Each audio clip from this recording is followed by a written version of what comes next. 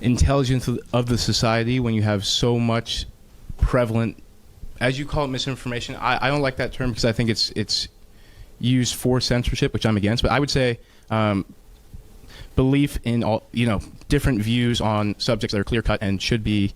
And what happens is, just wanted to make a quick comment. Notice how he has a problem with the use of an appropriate word simply because he believes that some people who use that word use it for bad reasons. So if some people use the word help to scam others, then he's not going to want to use that word simply because other people use it for the wrong reasons. Interesting thought process. It inspires further branches off into madness, ridiculous, and that belief becomes society. Yeah, I think that's bad. I think we're doing that a lot right now.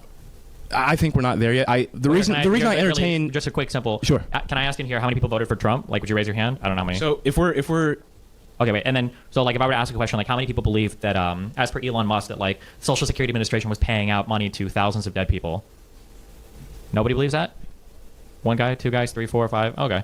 I think I was in a room more. Listen, these guys are my fans, okay? So it doesn't count, okay? But if I was in a room with more Trump supporters, I think a healthy amount of people would raise their hands on that. Elon Musk and Trump and his entire cabinet and a lot of the right-wing media. And the problem is that not only is it a lie, because it's just a total lie, it doesn't foster any good discussion about how can we improve things about the government or systems, because it's a stereo blasting noise that's taking up, oxygen in the room. And that's just one topic, and there's like a billion different things that's happening on. And I think it's destructive. I think it's anti-free speech. Like instead. Destiny's actually making some really good points. And he's having a conversation that many Americans struggle to do. He's addressing the challenge of the need for free speech. What happens when the government does something wrong and millions of people believe that that thing is right, but you know that it's not? You should be able to speak out against it. However, the challenge is to balance that reality with the alternative. What happens when a group of people are incentivized to intentionally mislead their audiences for cash? And these people have loud and large platforms. To give an analogy, after a nuclear war, society consists of 500 people walking in a desert. In the desert, there are parts of the desert that have quicksand. The challenge is to balance the need to let everyone speak freely. Let's say, for example, the group is going in a bad direction and someone recognizes this, they should be able to speak out and be heard. However, let's introduce the concept that you have some groups of people who are incentivized by money to mislead the group. And some of these people are directing people towards quicksand. So their ability to speak freely allows them to say, go in this direction, and it's leading to people dying. If you just allow everyone to say whatever they want without consequence, whether they believe what they say to be true or not, it can have devastating consequences. Freedom of speech should not be absolute. And in particular, those in the media with large platforms should certainly be held to a higher standard than everyone else, because they have the power to start or end wars. They have the power to lead to policies that could lead to millions of deaths. Instead of having good, productive conversations about what can we do about trade, we just have to hear that if we have a trade deficit, it means we're subsidizing a country. Like, it's just not true. Right. So we don't. I think we agree on the problem. We disagree on the solution and the means by which. I don't think it's censorship. I don't think it's having a litmus. And herein lies the critical part of this conversation. The question is asked, what is the solution? He immediately tries to run away from it. Let's see if he eventually answers the question. I don't think it's a litmus test to say your information is valid, your beliefs are right, true. Sure, but then what is the solution, or what would you change? Going back to, you said, is it good for the society? And because something's bad for society doesn't mean I ban it or get rid of it. Or sure, we pretty much take it. But then I'd ask again, what would you change, though? I think the system we have is good enough, because it's a trade-off, right? The trade-off is individual liberty, your right to free speech, and the consequence of that is people believe misinformation. And by the way, another important part about misinformation. What you think is misinformation, somebody else is going to think is truth, and so on. Sure, So but are you an atheist? you Wait, have, wait, hold you on. have. Are you an atheist here, or are you a religious person? I'm an atheist. Okay, so usually as atheists, we tend to, more than other people believe in that objective external reality, and there's some truthful statement, there's some fact of the matter there, right? And so we can't just say again, that, like, this well, is- different this people is- can have a different perspective on truth. Right. That can be true. So, for instance, people can have a different perspective on, do you think trade deficits with countries are good or bad? There's plenty of different valid perspectives on that. There is no valid perspective where somebody says a trade deficit is subsidizing a country. It doesn't make any sense. Or that where you just invent tariff numbers from other countries and say they're tariffing us this percent when they're not. You're not going to catch me defending the. Well, but you're defending the status quo of that, and that's what a lot of No, people I'm are starting to defending believe. people's right to express their opinion, whether or not it's grounded in fact or not. I disagree with your assertion that it's beneficial to society to get rid of certain speech that's as Do you think say. the media environment that we have right now is good? Again, it has to go back to good. What's good? Well, do you I think think it's the good. media, I think it's good in I the think the sense- media environment we have right now is leading probably, like, potentially to the end of this country right now. Just so you're aware,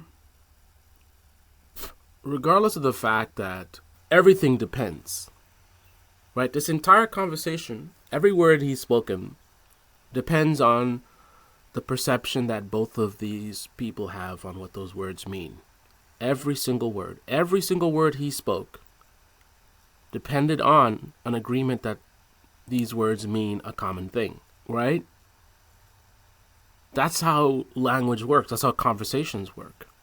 Pick any word that this guy said and consider that destiny may have a different definition or a different understanding of what that word means from what this guy thinks it means. So, he can answer the question, right? Whether the media system is good or bad, as I can. I say it's very bad. It's toxic. Our media is toxic in this country. Mainstream media, especially independent media, left-wing, right-wing, it's toxic. I can simply answer the question. And so can he. Right? This is not a unique scenario of like, well, it depends on what you mean by that. Every single word. Like, dude, we're not robots. Right? So every single word you speak is subject to the other person understanding what those words mean. There's a lot of people who don't know what many words mean, and they use them incorrectly. I can't know the extent of your vocabulary, but we speak freely without having to hedge and say, well, it depends on what, you know what I mean? Like, do you think I should get a gas vehicle or electric vehicle? Well, it depends on what you mean by electric vehicle. Are you talking about a hybrid? What's the fastest way to get to the train station? Well, it depends what you mean by the fastest. It depends what you mean by train station. So the core thing that I wanted to bring up in this particular video, which is one of the core problems with the right-wing movement in this country, is the lack of solutions. Not an absolute statement. I'm not saying they don't have any solutions. But I'm saying a core part of the movement, right? And I'm not talking about, I make a distinction between someone who is just a conservative, someone who is simply right-wing, versus someone who is part of the movement. I think a thinking American who is just a conservative or just a right-winger has similar levels of frustration with right-wing media. Fox News, Newsmax, Ben Shapiro, Steven Crowder, right? They're conservatives, but they're not part of the right-wing movement in America. So therefore, their independent thought leads them to realize, wow, a lot of these guys are clowns and lying and misleading people, right? I'm referring to a person who simply believes in smaller government, believes that abortion is murder, perhaps, believes in traditional values, but they're not a follower. They're not, going along with this movement of people telling them what they should be concerned about and what they shouldn't be concerned about, DEI and CRT. They're not. They're independent thinkers. The things that they're concerned about are things that affect their actual lives, right? They might be concerned about the price of gas being too high. They might be concerned about the fact that they know that many, many people are having abortions and it bothers them. They might be concerned about the amount of taxes that we pay when they look at their paycheck and they look at the results of what they're getting for the taxes that they spend.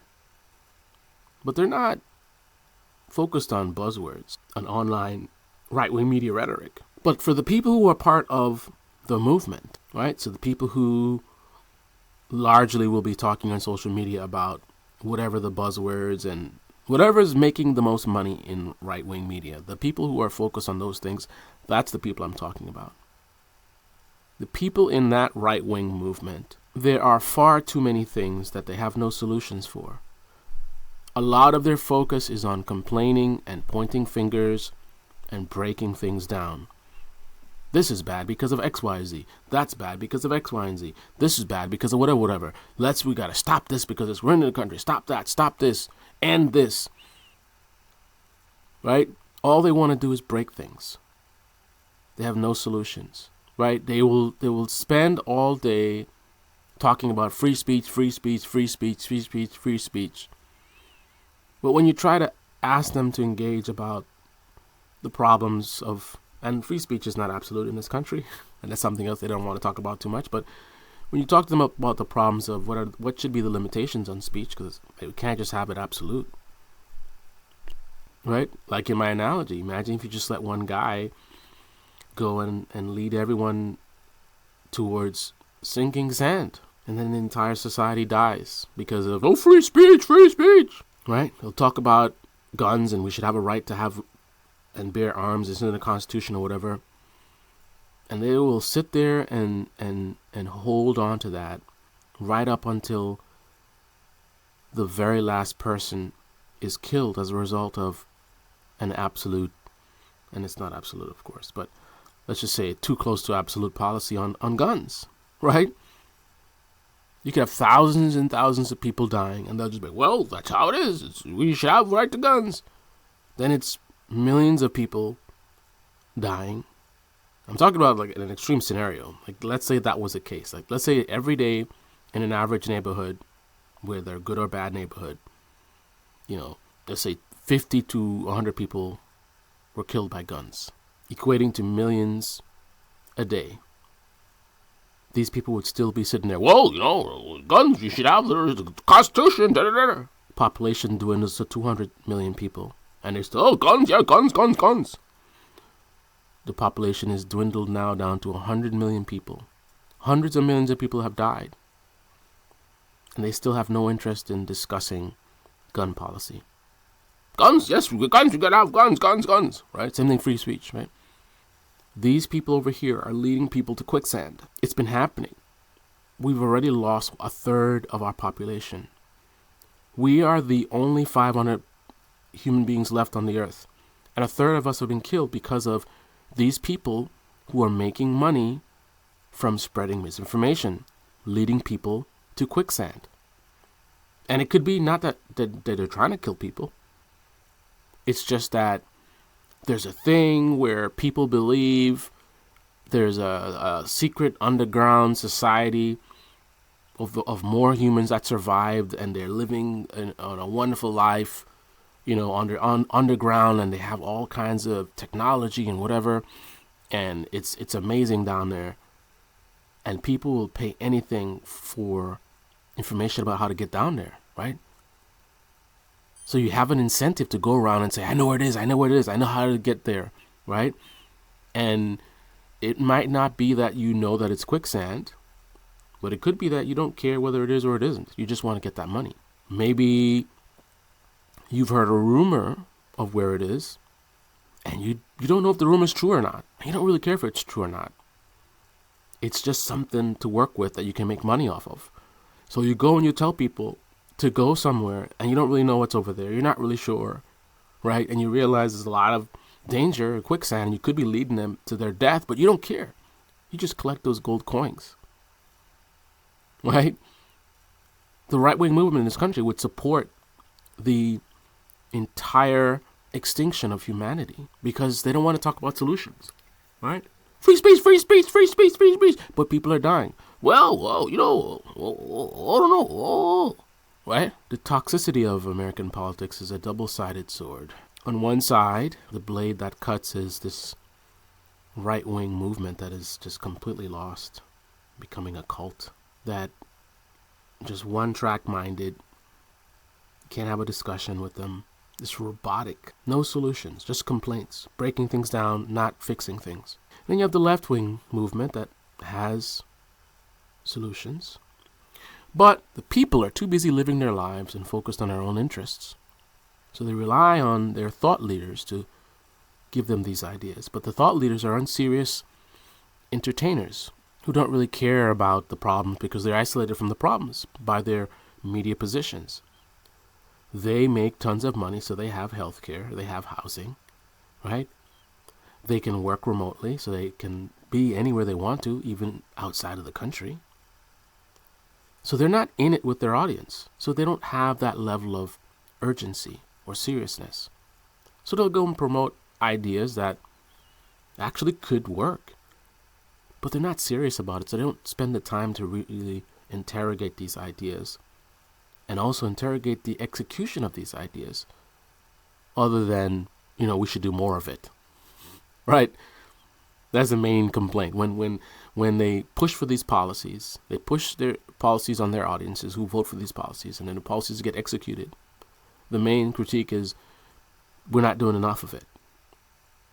There's no analysis of the pros and the cons and who might actually be getting hurt by this policy, or how the policy might be actually self-destructive.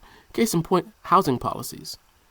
Many of the housing policies that is pushed for by the left-wing media and therefore their audiences actually are putting more pressure on housing to be even more expensive, right? They have this pro-tenant mentality and abandonment of landlords. Landlords are evil, right? They're just a bunch of savages trying to take advantage of other people. So what that leads to an us versus them situation. Landlords against the tenants. The landlords feel like they are being abandoned and taken advantage of, and they are put at great risk because of these policies. So to protect themselves, they need more money. They demand higher rents. Higher rents gives them safety from bad tenants that the progressive policies don't protect them from. But in progressive media, they focus on, greed. It's just greed. They're just greedy. And surely they're greedy people, right? Just like there's greedy tenants, right? And they would love to have that conversation, but not the conversation about landlords who aren't greedy, who are, severely hurt by these pro-tenant policies that abandoned small landlords, pushes them to raise their prices, pushes them to raise their standards. The risk of getting a bad tenant is severe because if you have a system of people that are pushing for policies that are just pro-tenant and you abandon the landlords, that means the landlord cannot afford to get a tenant that's bad because there's no support in that situation. So you need to look for perfect tenants. 800 credit score, $1 million a year income. You also incentivize discrimination. So when you create policies to help people to get homes who, are lower income, the landlords don't want to rent to them because they know if this person comes in and they're a bad tenant, right, they're going to have even more protection. So the landlord will be stuck and sit there and rot, right? And the progressive movement won't care about that. They will see a person homeless, all because they're in an inconvenient class of people. Not that they're wealthy, but just that you have the asset of a home and you're making money from that. In that case, your hard work is not worthy of anything. And that's the reality of American politics. You have one side that has not literally no solutions, but they're not mainly about solutions. They're mainly about breaking things down and complaining, and this is wrong and that's wrong, and you guys are gonna this, and socialism is dangerous and whatever, pointing their finger at everything. And you have another side that has solutions. They're like, this is bad and this is how we can fix it. But it's an unserious effort which leads to very bad results. And in some situations, like with housing, it actually leads to making it worse, which of course the right wing will exploit to say that we should do nothing. And that is the core problem with the right wing movement. Left to their own devices, we would do nothing. A lot of problems would just be left to fester. And the response? Well, it is what it is. This is Debate Me channel. Debate Me comment section below. Click on the like button. Subscribe. Smash that bell. Be well.